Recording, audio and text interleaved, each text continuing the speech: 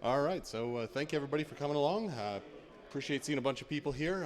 General idea today, talking about the software that your shack and your organization runs on. Because I mean, we're at DEF CON here. We're a bunch of hackers. We're a bunch of ham radio folk. Really, it's all about openness and making sure that things are resilient and just making sure that everything it works properly and continues working no matter what happens. Because really, we're all standing here. We talk about all this emergency response kind of thing, all that stuff. But if it doesn't work in an emergency, it's not really all that useful. Who am I? I'm Jeremy. A little bit about me. I've been a ham radio operator since 2010. I'm a senior security engineer at a company, Horizon 3. We do security software, but that's not what I'm here to talk about today. What I am, I'm really passionate about ham radio, passionate about packet radio specifically. I love it. And, I support my local Aries group with some packet radio work for them, but I've been just constantly having problems. I find software, it's closed source. It might be free, sure, I can run it, it's free, but I can't do anything with it. I can't fix it if it breaks. I can't keep it going if, nobody else is around. So that it killed me, and it's why I came here to talk to this. So, this isn't about bad software. I want to clarify that right away. This is not about bad software. I don't want to shame anybody. I don't want to say anybody's software is better or worse than anybody else's. This is about the community, and this is about, making sure that everything is actually ready for emergencies and ready for that support role, things like that. And the question is not really, is it good? The question really is, what happens to that software when the author is gone? So whoever wrote that, when they're gone, that's just what happens. We are human beings. That can happen any day. What happens to that software? So back in 2004, we have a great example of exactly what I am talking about here. So what happened in 2004? The software UIView. It was a great piece of software for doing packet radio, doing APRS, that kind of stuff. Unfortunately, the creator of the software passed away in 2004, and there was no way, nobody had access to that source code. What happened? That software died. People tried to patch it, they patched binary versions of it, but no one actually had the source for it, so it could not continue. And everybody used it, a lot of people used it, but unfortunately it's now gone. And then again, 20 years later, we thought, okay, hey, we learned our lesson in 2004. We're going to fix this, right? 20 years later, almost exactly the same thing happens. We have the software, so we had UIView, and now we have APRS IS32. What happened there, again, that was built as a replacement for UIView. It was to solve the problem that what happened with UIView.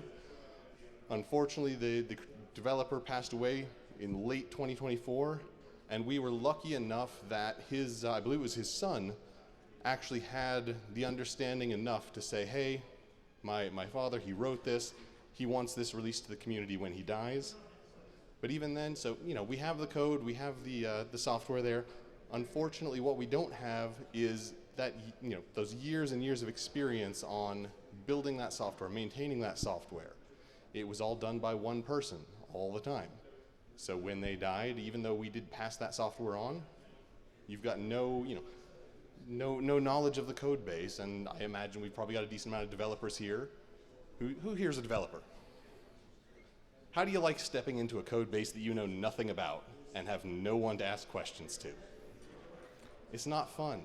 It's not easy to maintain. And then finally, we do actually have a great example of this working in practice in the real world. WSJTX, fantastic piece of software, and when some people might say it's fantastic, others say it's terrible, but not here to pass judgments again. But this is another one. This one actually was open sourced from the beginning. So WSJTX was a fully open source project released to the community, has a healthy number of maintainers out there. And then suddenly in 2024, again, one of the original developers, 2021, one of the original developers of WSJTX passed, but it continues. We can continue to maintain it. We can continue to keep it up. There are knowledgeable developers who know how it was written. They know how to maintain. So it continues. And, you know, nothing, not to say that it's not important when someone passes away, but it can continue without any bumps in the road. You know, there's no interruption there. So, take a look at your own stack. You've got your, you've got your radio there. Your radio, you bought that radio, you've got instructions. You know, a lot of radios, and most of the nicer ones will come with a full diagram and everything of the circuit boards, to where you can go, if you need to, you can go and maintain that, you can go and repair it. You've got things like your antennas, or your stack, your software stack, so your protocols that you rely on, APRS. That's another one. It came very close to being troublesome when the creator of that died, but it's open now. You can go out, you can maintain things, you can check things. But when you get to the software layer, almost all of the big, you know, long-running, well-maintained, well-known ham radio software falls into the category of generally being freeware with no actual code licensed anywhere, unfortunately. So self-reliance is really part of the ham ethos. This is something, you know, we practice this all the time. We talk about, hey, you need to know how to, you know, maintain your stuff, build a radio, build an antenna. All this stuff you can go out and do as part of the hobby. We talk about that all the time. You know, building your own antennas. You can go out, we have antenna kits here. You go build them, you maintain them, they're yours.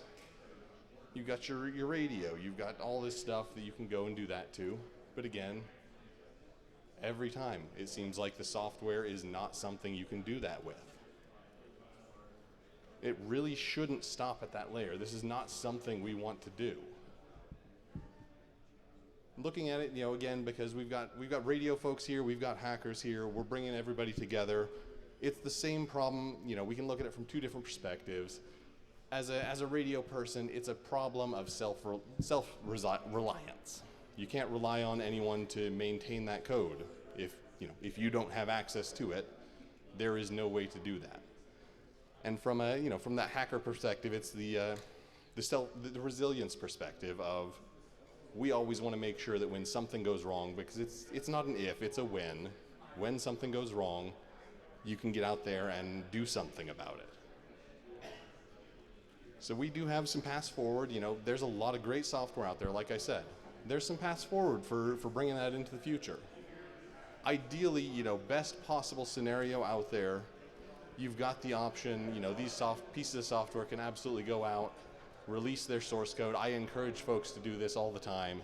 If you know, I will make an impassioned plea to the community. If you are a software maintainer for any ham radio package and you are not open sourcing your software, please consider the community, go out, put an open license on it. You know, even if you don't want people touching it, you can distribute that source code and not accept pull requests.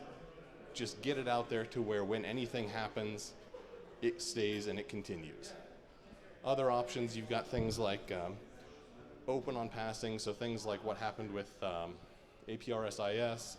That's something you can even set up a legal document ahead of time to where you can say, hey, in the event of my death or my incapacitation, this becomes an open source package and it goes to the community. It's, you know, it eventually gets us to that point where things are open.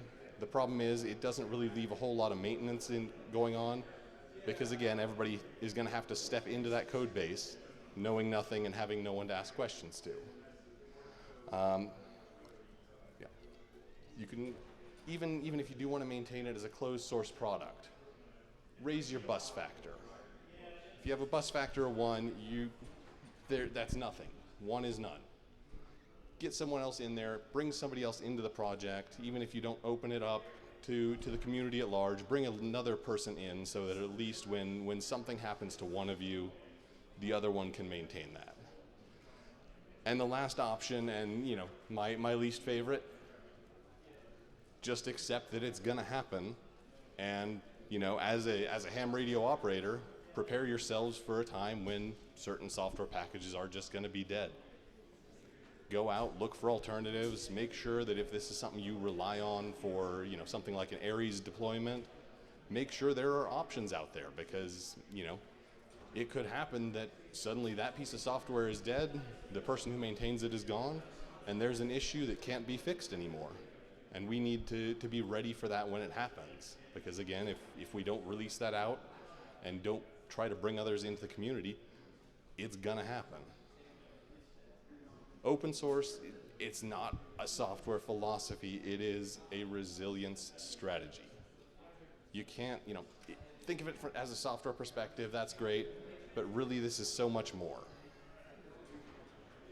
And on that note, I like to try and go out and contribute, build projects myself that do this and try to replace stuff that is closed source and just not available. So what I've built, I call it Open Packet. It is a MIT licensed software package for doing packet radio message passing or just message handling. A lot of you might know, I think there's a couple of different other packages out there. Outpost Packet Message Manager is probably the most common one out there at the moment. It's closed source, and unfortunately it's stuck in about 1995. It never really moved forward. But yeah, so this Open Packet, it's a Python project. It's out there, it's fully open source. Anyone can go look at it, contribute to it. I would love to have any sort of contributors from the community take a look. If you find something that's broken, go fix it, that's great. It is very, it does not have any licensing, so there's no servers to die and go offline, make it useless. And really, yeah, it's out there. The way I've built it, it's designed as a layered product to where you've got your interface layer. That entire layer, you can chuck that if you want, replace it with something else, build a new interface around it, and it doesn't have to impact any of the other layers there. You've got your engine that controls all of your packet flow, so all of your logic of how do I connect to a server, how do I get messages. All of that again is modular. You can replace that if you want to add something new there. Right now it uses KISS and AX.25 as the main underlying protocols for things, but I've actually been working on getting for example, WinLink in there, to where essentially I can just replace AX.25 as a protocol, replace it directly with the WinLink data compression, or really I guess that is sort of half AX.25, half other things. But really it's designed for that level of modularity to where you can replace any part of it you want without having to sort of rebuild the entire product. So let me actually show you what it looks like. I've got a version of it up and running here, and we're going to take a look here. Let me move that over. Come on. It's the problem with running with a tiny ass laptop. You have no useful mouse. So this is Open Packet. It looks a lot like every other messaging client out there. That's by design. It's supposed to look, what you're used to, what you're going to see. But is that incredibly tiny? Is that blurry text there? Yeah.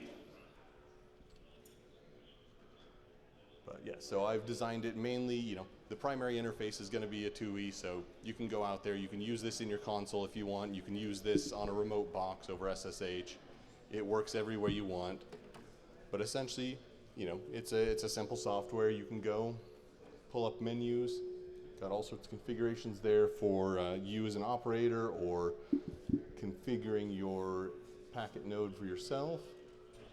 Everything is, you can do it with your keyboard, you can do it with your mouse, anything you want. It all works just because, again, it is that open sort of layered product to where I've just made use of, in this case, textual, which is the interface for that. And it handles all of the UI stuff for me. I don't believe we actually have the packet node here running, but I can try showing a connection here, see if it works. I've got my little Baofeng here connected. Let me see if I just go in here, hit connect.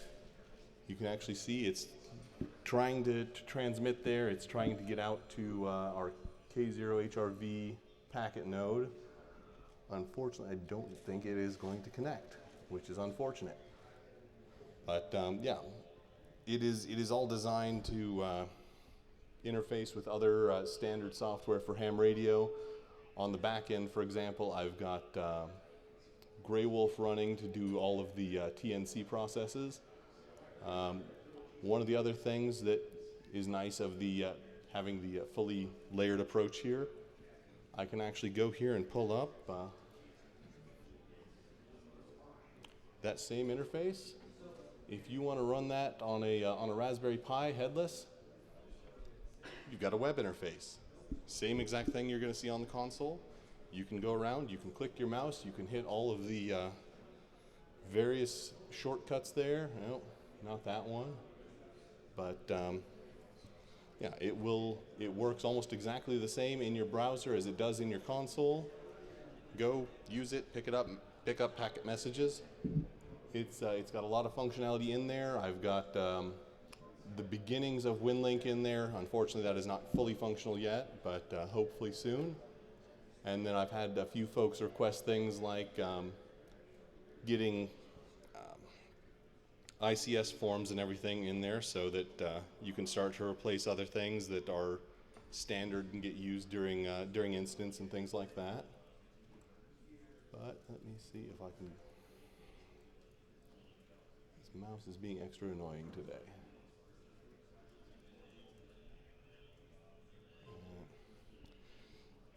Let's see.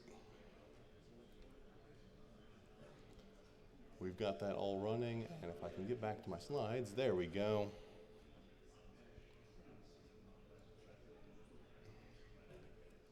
Let's go with a slideshow. Okay. All I ask, so, I don't know. I don't know if I've created something useful or not there. That's for the community to decide. My ask, try it out. If you use packet messaging, if you use BBSs, things like that, give it a try, see how it goes.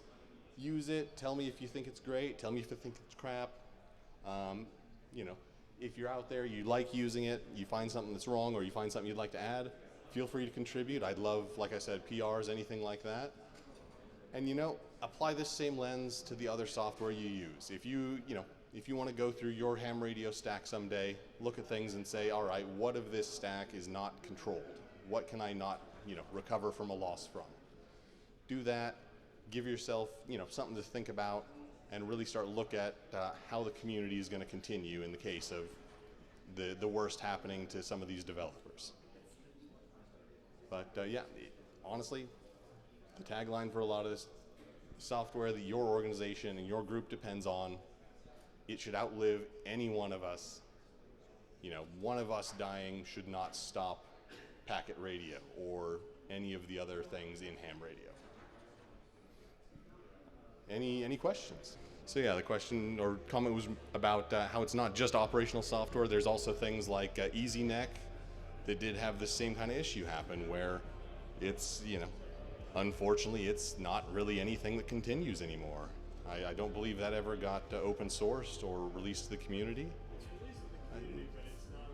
Yeah, it's released as freeware, but there's nothing really anybody can do. If it breaks, it's going to break, and unfortunately, it's stuck in time now.